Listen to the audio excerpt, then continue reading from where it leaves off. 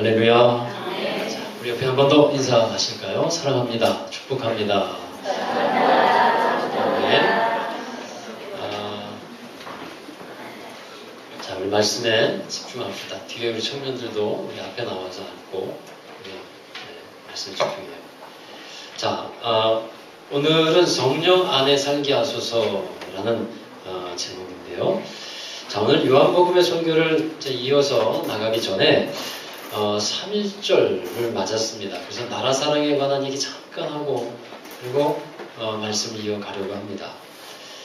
3월의 첫날이면서도 3.1절인데 어제 뉴스에 보니까 우리나라의 조사를 해보니까요, 3.1절 독립 만세 운동이 일어난 날이잖아요.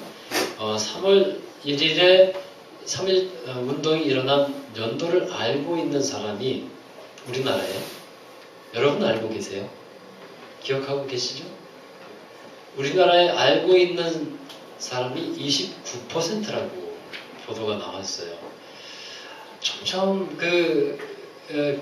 나를 기억하는 사람들은 점점 좀 없어지는 것 같아요. 세대가 바뀌면서 그만큼 나라에 대한 중요성, 나라를 사랑해야 되는 그것을 사람들이 잊어가고 있다는 겁니다.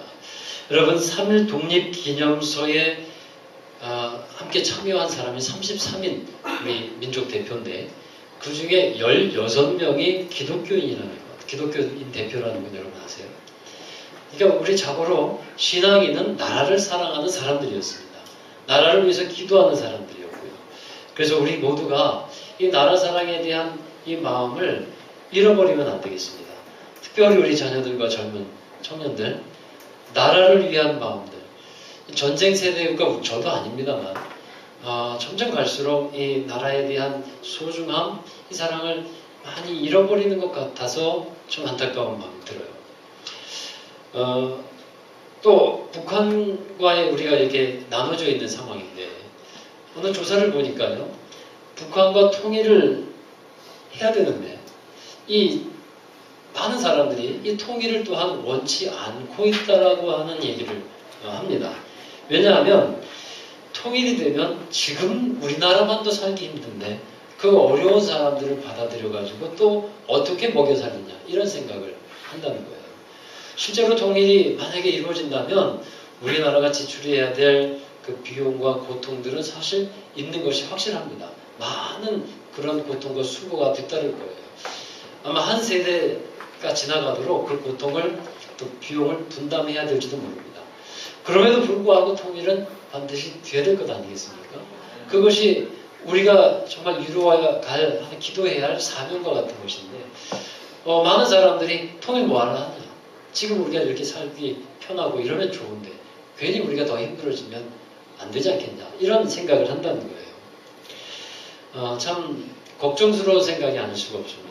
여러분, 나라를 위해서 특별히 3.1절을 맞아서 나라를 위해서 기도하고 또 사랑하는 마음을 늘 갖게 되는 여러분 되시기를 바랍니다. 지난주에 우리 교회에서 자녀들과 함께하는 새벽 기도회를 했어요. 많은 아이들이 새벽잠을 물리치고 나와서 함께 했습니다. 물론 오늘 보니까 다 안 나왔더라고요. 이제 새벽 기도 끝나니까 다 안 나왔고 어른들도 많이 빠졌던데 총 57명. 우리 교회 세워진 이래로 새벽 기도 그렇게 많이 나오는 건 처음이에요. 57명. 많이 나왔죠. 이만큼 나왔어요, 진짜. 근데 자녀들까지도 함께 나왔는데 저와 우리 집사람 포함해서 45명이 완주를 했어요. 잘했죠. 박수 치는 거. 박수 친 일이잖아요. 그렇죠? 감사한 일이었어요. 저도 그 모습을 보면서 감동스러웠고 자랑스럽기까지 했습니다. 그리고 어제는 주일학교 꽃샘 성명학교가 있었는데요. 아이들이 즐겁게 은혜 가운데 보내는 시간이었는데 그 가운데 세족식이 있었어요. 그래서 아이들의 발을 스스로 씻겨주는데 아이들이 발을 만지기도 사실 지저분해하고 꺼려하지 않습니까? 그런데 아이들이 발을 씻기면서 섬김을 가졌습니다. 또 그 발을 씻겨준 후에 서로 안아주고 사랑한다라고 하는 표현도 했어요. 좋은 모습이지 않습니까? 그런데 얼마 있어서 아이들이 무섭게 돌변했어요. 조금 있어서. 그 모습을 보면서 제가 굉장히 당황스러웠습니다. 그리고 어떻게 이렇게 변할까? 라는 마음들이 막 속에서 일어나서 좀 화도 많이 났어요. 무슨 일이었냐면 게임을 하는 시간이었는데 아이들이 둘로 나누어서 팀으로 나누어서 게임을 합니다. 그러니까 두 편으로 나눠서 게임을 하니까 어느 팀은 이기는 팀이 있을 수밖에 없고 한 팀은 질 수밖에 없는 거예요. 그러니까 게임이 이제 종료된다라고 하는 시간이 다가오니까 아이들이 정말 혼신의 힘을 다해서 게임에 몰입을 합니다. 그러다 보고 게임이 종료되니까 어느 팀은 이기고 어느 팀은 지지 않습니까? 그러니까 아이들이 얼굴이 막 붉어지는 거예요. 그러면서 제가 반칙했어요. 제가 나쁜 애예요. 그리고 아이들이 무섭게 돌변하더라고요. 제가 그 모습 보면서 굉장히 당황스럽고 이 마음이 참 어렵더라고요. 얼마 전에 방금 전에는 발을 씻겨주면서 사랑한다. 내가 너를 섬긴다. 그렇게 표현했으면서 또 안아주면서 마음도 전했는데 그 모습은 물론 다는 아닙니다. 그 모습은 온데간데 없어지고 자기가 이겨야만 하겠다고 하는 생각에 사로잡혀서 서로를 무시하고 험담하고 거절하고 거부하고 그런 모습에 빠져들게 되더라는 거예요. 그 일이 있으면 제가 아이들한테 한 소리 했어요. 아이들이 이러면 되겠냐. 얘기는 해줘야 될 것 같아서 좀 한 소리를 했습니다. 그런데 그 일이 있은 후에 목욕실에 앉아서 답답한 마음이 들더라고요. 그리고서 시간을 좀 보냈어요. 그러면서 무엇이 문제일까 생각을 해보게 되었는데 먼저 이 세상이 참 이 세상이 각박하구나 하는 생각을 하게 됩니다. 여러분 이 세상이 어떻게 나아가고 있냐면 이 세상이 1등만을 위한 세상으로 변해버리고 있는 거예요. 1등만. 사람들이 아무리 열심히 일을 해도 세상은 1등만을 기억하고 1등을 하라고 재촉을 하고 있습니다. 그래서 사람들이 1등을 하려고 합니다. 여러분의 자녀들도 다 1등 만들려고 그러는 거예요. 왜냐하면 그래야 살아남을 것 같고 그래야 잘 될 것 같으니까. 근데 모든 사람이 다 1등 할 수는 없잖아요. 그러니까 어떻게 합니까? 1등 하기 위해서 나보다 잘하는 사람들을 누르지 않으면 안 되는 거예요. 더 잘하려고 하고. 세상은 참으로 치열합니다. 사실 현실이 문도 좁습니다. 그것이 우리가 살아가는 삶이 현실이 되었어요. 그러다 보니까 그 문에 들어가려고 전부 다 1등을 하려고 합니다. 져주려고 하진 않아요.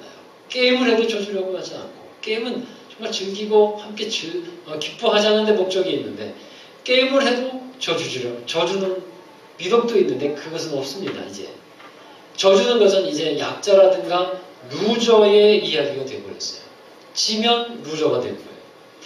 여러분 사실 이런 세상을 우리가 지금 살아가고 그렇게 지금 되어가고 있다는 겁니다. 이런 세상이 사실 지옥 아니겠어요? 이런 세상이 지옥과 같은 세상 아닐까요? 1등만 살아남고 탑 클래스만 살아남는 이 세상은 너무도 괴로운 세상이라는 겁니다. 그리고 지난주에 있었던 새벽 기도회를 또 생각해 보게 되었어요. 우리 자녀들이 새벽 기도회를 끝까지 완주할 수 있기를 바랬습니다. 많은 우리 자녀들이 정말 감동스럽게 새벽마다 나와가지고 기도하고 또 예배드리고 여기 강당 위에 올라와서 예배드리고 기도받고 그랬어요. 새벽 기도회를 시작하기 전에 제가 아이들에게 동기부여를 좀 해야 되겠다 싶어서 새벽 기도를 완주를 하면 완주자에게는 상이 있다. 신앙 장학금을 수여를 하겠다라고 이제 아이들에게 말을 했습니다. 광고를 했습니다. 그래서 아이들이 그것 때문인지 몰라도 아니 그것 때문은 아니라고 믿어요. 그래서 열심히 참여를 했습니다. 자 그런데 그 참여한 자녀들 가운데 낙오자가 있었어요. 낙오자가 하루 이틀 빠진 우리 자녀들이 있었습니다. 빠지고 싶지 않았을 것 같아요.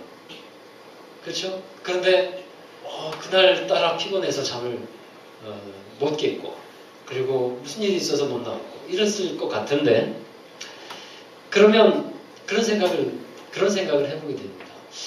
이들에게 이제 상을 준다 그랬는데 하루 이틀 빠진 친구들에게 상 받는 곳에서 제외시킨다면 이것 또한 우리 교회에서 1등만 기억하게 하는 일이 아니겠나 하는 생각이 들었어요. 여기서 하나님의 은혜를 한번 생각해 보게 됩니다.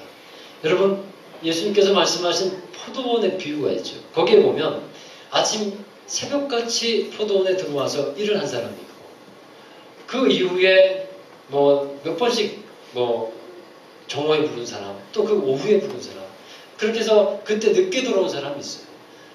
그리고 이제 하루 일과가 끝나고 주인이 품삯을 주는데 어떻게 줍니까? 다 똑같이 주는 거예요. 똑같이. 그래 했을 때 먼저 들어온 사람이 불평을 하죠. 나는 저 사람보다 먼저 들어왔는데 그런데 나는 왜 더 안 받습니까? 내가 언제 더 준다 그랬냐? 예수님께서 하셨나요? 약속한 것을 너는 받지 않았느냐? 여러분, 무슨 말씀이냐 하면 우리가 하나님께 살아가고 하나님께 받는 그러한 은혜가 무슨 자격이 있어서 무엇을 잘해서 받는 것이냐 하는 거예요. 꼭 1등을 했기 때문에 하나님께서 우리에게 상 주시는 것이냐, 그것은 아니라 하는 것이죠. 세상에서는 1등만 기억하고 탑만을 기억하고 그렇게 살라고 재촉을 하지만 우리 이 교회에서조차 탑이 되어야 되고 1등을 해야 되고 그것을 강요한다면 이것은 하나님의 은혜가 이렇게 충만한 그러한 모습은 아니라 하는 생각이 드는 거예요. 자, 여러분, 저는 우리 교회가 서로 경쟁하는 교회, 경쟁하는 성도 되지 않기를 바랍니다. 교회에서조차 1등을 위해서 살아간다면 행복한 신앙생활이 될 수가 없다는 겁니다. 물론 이런 것이 있을 수 있어요. 예배의 1등, 기도의 1등, 헌신의 1등. 자, 그런데 이것은 누구를 제치고서 1등을 하는 것이 아니라 왜 1등이라는 표현을 썼냐면 모든 사람이 다 1등이라는 말을 들을 수 있어야 하는데 하나님을 기쁘시게 하기 위해서 하나님께 예배를 1등을 드리고 하나님을 기쁘시게 하기 위해서 우리가 헌신하고 기도에 최선을 다하는 그 모습이 하나님을 기뻐하시는 모습이 되리라고 믿습니다. 빌립보 교회에 이런 일이 있었어요. 어떤 성도들이 전도를 잘했습니다. 그런데 전도를 잘하고 나니까 이제 그게 경쟁이 붙어버렸어요. 그래서 시기와 다툼이 생겼습니다. 전도를 하는데 시기와 다툼이 생겼어요. 누가 더 열심히 하냐 이런 다툼이 붙었는지 몰라요. 사도 바울은 이렇게든 저렇게든 전해지는 것이 예수니까 그것도 감사한 일이다라고 이제 말은 하지만 사실 예수님을 전하는 데 있어서 시기와 다툼으로 전하는 것은 바른 모습은 아닐 것이라 하는 겁니다. 왜 우리가 전도해야 합니까? 왜 전도에 또 1등과 같은 그런 모습으로 또 보여줘야 합니까? 주님 사랑하니까 주님의 사랑을 많이 받고 있기 때문에 그 복음을 전하는 것이죠. 그 모습이 우리의 본질적인 모습이 되어야지. 어떤 누군가 경쟁하기 위해서 그렇게 신앙생활을 하는 것은 결코 좋은 모습은 아니다 하는 것입니다. 여러분, 믿음으로 살아가고 있고 또 한 형제라고 말하고 있는 교회에서 많은 다툼이 있다고 하는 얘기를 듣고 있습니다. 왜 교회가 이런 얘기를 들어야 합니까? 왜 교회에 화평이 이루어져야 되고 사랑이 충만한 교회가 되어야 되는데 왜 교회에서 다툼이 있고 왜 교회에서 서로 시기하고 그래야 합니까? 무엇 때문에 이런 일이 일어날까? 성령 안에서 하나님 안에서 살아가고 있지 못하기 때문이지 않을까요? 여러분, 오늘의 말씀을 잘 보시면 오늘의 말씀은 이렇게 내용이 되어 있습니다. 예수님께서 공생의 사역을 다 마치시고 제자들을 떠날 때가 되었어요. 예수님께서 제자들을 떠난다라고 몇 번씩 말씀하니까 제자들이 굉장히 불안해합니다. 마음에 염려가 가득 차요. 두렵습니다. 그래서 예수님께서 제자들을 불러 모으셨습니다. 그러면서 하신 말씀이 두려워하지 말라. 하나님을 믿으니 또 나를 믿으라. 그렇게 요한복음 14장에서 말씀을 하시면서 내가 너희를 너희에게 처소를 예비하러 갈 것인데 너희에게 다시 와서 너희를 영접하여 나 있는 곳에 곧 예수님이 계신 곳에 너희도 있게 할 것이다. 바로 예수님께서 그렇게 든든하게 제자들을 안심시키는 말씀을 했어요. 그리고 오늘 말씀에 보면 또 내가 아버지께로 올라가면 또 다른 보혜사 성령을 너희에게 보내주실 것인데 그 약속을 하고 계십니다. 보혜사 성령. 곧 성령, 홀리 스피릿. 하나님의 영이죠. 하나님의 영, 성령님을 우리에게 제자들에게 보내주실 것인데 마찬가지로 우리에게도 성령님을 보내주셔서 우리가 하나님 안에 살아갈 수 있도록 이끌어 주실 것이다. 이 약속을 예수님께서 하고 계신 거예요.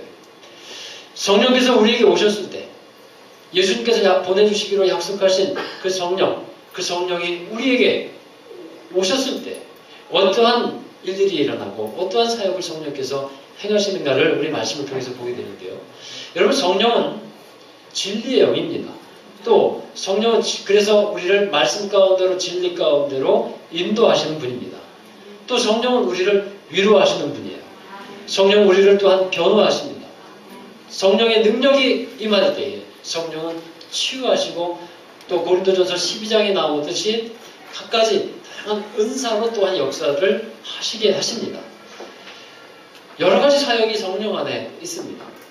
그런데 오늘 읽은 요한복음의 말씀을 기준으로 본다면 크게 두 가지의 성령이 하시는 일을 볼 수 있게 됩니다. 요한복음 14장 16절의 말씀인데요. 같이 읽어보겠습니다. 내가 아버지께 구하겠으니 그가 또 다른 보혜사를 너희에게 주사 영원토록 너희와 함께 있게 하리니. 아멘. 성령님께서 하시는 첫 번째 일은 뭐냐면 주님께서 우리와 함께 하시는 일을 한다는 거예요. 성령을 다른 말로 예수의 영이라고도 합니다. 성령은 예수 그리스도를 증거하는 영이기 때문에 그래요. 예수님은 하나님께로 가셨지만 성령이 우리와 함께 계셔서 우리에게 예수 그리스도를 증언하고 나타내신다 하는 겁니다. 그래서 우리 안에 또 내 안에 예수님이 계시는 것을 알게 하는 거예요. 여러분 안에 성령께 예수님이 계신 것을 꼭 믿으시기를 주의 이름으로 축원합니다. 근데 그것을 알게 하시는 분이 누구냐? 바로 성령님이시라는 거예요. 성령님. 성령을 보내주셔서 우리 안에 그 영이 성령이 우리 안에서 예수님이 나와 함께 하신다는 것을 알게 하신다는 거죠. 이것을 내적 확증이라고 하는데 구원의 확증뿐만 아니라 내적 확증이라고 하는데 예수님이 함께 하신다는 것을 확증해 주시는 겁니다. 고린도전서 12장 3절에 보면 성령으로 아니하고는 누구든지 예수를 주시라 할 수 없다 했습니다. 그러니까 예수님을 나의 구주라 이렇게 고백한다면 그것은 성령께서 고백하시도록 그렇게 믿음을 주시고 마음을 주셨다라는 것입니다. 두 번째로 성령께서 하시는 일은요. 요한복음 14장 26절입니다. 같이 읽어보십니다. 보혜사 곧 아버지께서 내 이름으로 보내실 성령 그가 너희에게 모든 것을 가르치고 내가 너희에게 말할 모든 것을 생각나게 하리라. 아멘. 보혜사 이란 이 말은 원어로 파라클레이토스라고 합니다. 이 파라라는 말은 옆에라는 뜻이에요. 옆에서 클레이토스, 돕는 자, 변호하는 자라 하는 뜻입니다. 마치 우리가 법정에 들어갈 때 변호사가 옆에 있어서 우리를 변호해 주듯이 성령께서는 우리 옆에 계셔서 우리를 위로하시고 변호해 주시는 분이 된다라는 겁니다. 그래서 성령께서는요, 사실 내 안에도 계시고 옆에도 계시고 또 우리 안에도 계시고 이렇게 함께 하시는 분이 우리 하나님이시고 성령님이십니다. 이 성령님께서 하시는 사역은 우리에게 예수님이 하신 말씀을 기억나게 하시는 일을 해주신다는 겁니다. 그러니까 예수님이 말씀이 육신이 되셔서 우리 가운데 거하셨던 분인데 이제는 그 일을 성령께서 행하여 주신다 하는 말씀입니다. 예수님께서 하신 말씀들이 있어요. 그 말씀들을 떠오르게 하고 생각나게 하고 감동받게 하는 것. 여러분 그것이 바로 성령의 역사라 하는 말씀이신 것이죠. 예수님이 많은 말씀들을 하셨어요. 이제 성령께서 우리에게 하시는 말씀을 이제는 들어야 할 것입니다. 우리가 주님을 따라갈 수 있는 비결은 바로 여기 있어요. 내 양은 내 음성을 듣고 나를 따른다 했습니다. 그 말씀은 이제는 우리가 성령님께서 들려주시는 말씀을 듣고 예수님의 음성 듣고 따라가는 겁니다. 예수님께서 하신 말씀을 성령께서 생각나게 하신다는 것인데 상황에 따라서 사람에 따라서 생각나게 하시는 말씀들이 다 다를 겁니다. 깨우쳐 주시는 말씀이 달라요. 자, 여러분 제가 어제 있었던 우리 아이들과 경험했던 상황을 한번 생각해 보십시오. 서로 1등을 위해서 경쟁합니다. 그 누구보다도 앞서기 위해서 교회에서까지 애를 씁니다. 게임을 할 때 누구를 밟거나 제치거나 해야 1등을 할 수 있는 것처럼 그렇게 다른 사람들을 이기려고 합니다. 그래서 어떤 사람들은 일찌감치 떨어져 나가버렸습니다. 그러할 때 성령님은 무엇을 생각하게 하실까요? 무슨 말씀을 생각나게 하실까요? 여러분 요한복음 13장에 보면 예수님은 이런 일을 하셨습니다. 6월절 식사를 위해서 다락방에 모여놓고 제자들과 함께 저녁을 잡수시다가 수건을 앞에 두르시고 제자들의 발을 씻기시는 거예요. 발을 씻기시면서 제자들에게 하신 말씀이 있습니다. 이런 말씀하셨어요. 요한복음 13장 14절 또 읽겠습니다. 내가 주와 또는 선생이 되어 너희 발을 씻었으니 너희도 서로 발을 씻어주는 것이 옳으니라. 그러니까 우리 안에 계시고 우리 사이에 계시고 나의 곁에 계신 주님, 이 성령께서 서로 시기하고 서로 1등으로 경쟁하면서 올라가려고 하는 사람들에게 너희도 서로 발을 씻겨줘야 한다. 이것이 마땅하지 않냐? 이런 말씀을 주시지 않겠냐는 거예요. 이런 말씀을 생각나게 하시지 않겠습니까? 나만 잘 되면 그만이지 내가 왜 저 사람을 도와줘야 하나? 이런 생각이 들 때 이 주님의 말씀이 떠오르지 않겠습니까? 성령께서는 그런 말씀을 떠오르게 하시는 거예요.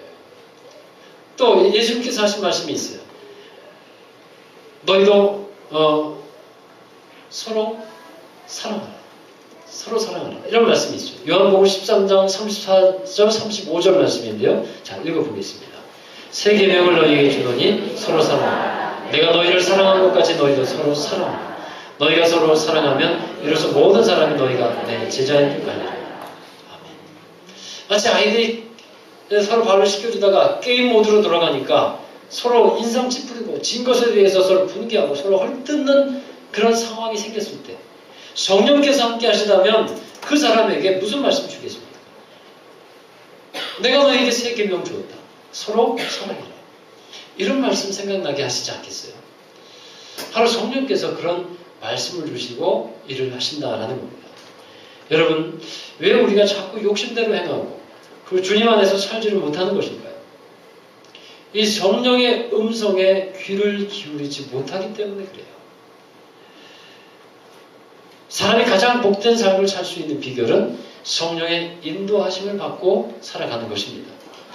그러면 그렇게 할 때 그 사람 안에 주님께서 거처를 삼으시겠다라고 약속을 하고 계세요.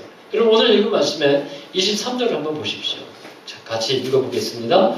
예수께서 대답하여 이르시되 사람이 나를 사랑하면 내 말을 지키리니 내 아버지께서 그를 사랑하실 것이요 우리가 그에게 가서 거처를 그와 함께하리라. 예수님께서 우리 안에 내주하시겠다 하는 말씀이에요. 우리 안에 성령께서 오셔서 우리와 함께 하시면서 우리를 인도하시고 지도하시고 가르치시고 지키시고 돌보시고 위로해 주시겠다 하는 말씀인 겁니다. 여러분 이 성령이 우리 안에 거주하시고 거처를 삼으시고 우리와 교제하고 함께 하시는 것을 사모하시면서 또한 그 삶을 누리고 살아가는 여러분 되기를 바랍니다. 이런 모습은 아름다운 관계 가운데서 이루어지는 거예요. 하나님께서 우리 안에 거처를 삼으시는 것은 우리와 주님과의 이 관계가 사랑의 관계로 되어졌을 때에 그리 하신다는 거예요. 사랑의 관계는 내가 주님을 환영하고 받아들이는 거거든요. 여러분 예수님 또한 그렇고 성령님도 인격적인 분이십니다. 따라서 우리가 인격적으로 주님을 성령님을 맞이해야 돼요.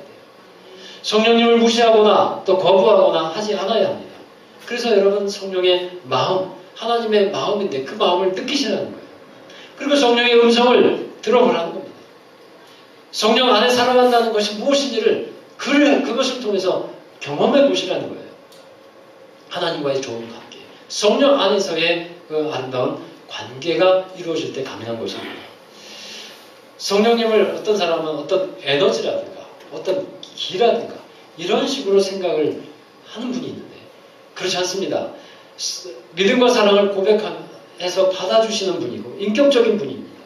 성령님은 우리가 어떻게 하기를 원하시냐면 우리가 인격적으로 성령을 받아들이고 그리고 환영하기를 원하시는 거예요. 주님의 마음을 우리가 받아들일 때 성령을 통해서 우리에게 주시는 것입니다. 갈라디아서에서는요, 우리에게 두 가지의 삶이 있다는 것을 말씀하고 있어요. 하나는 육체의 소욕을 따르는 삶이 있고, 하나는 성령을 따라가는 삶이 있다는 것을 말씀하고 있습니다. 우리가 무엇을 따라가느냐에 따라서 맺어지는 열매가 달라지게 됩니다.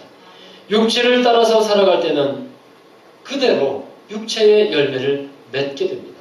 그 육체의 열매가 갈라디아서 5장에 나와 있죠. 시기와 또 담짓는 것과 이단과 술 취함과 방탕과 또 음란과 이런 일들이 다 육체의 열매라고 말씀하고 있어요.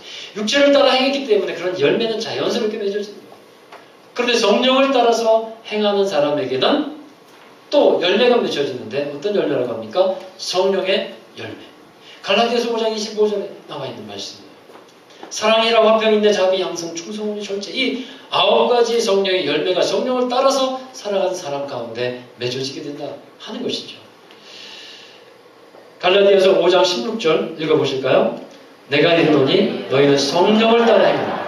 그리하면 육체의 욕심을 이루지 아니하리라. 아멘. 여러분, 성령 안에서 살아가는 것은 성령 안에서 살아가는 건 우리가 성령을 따라 행하는 거예요. 우리 안에 계신 성령께서 말씀해 주시고 이렇게 행하라고 가르쳐 주고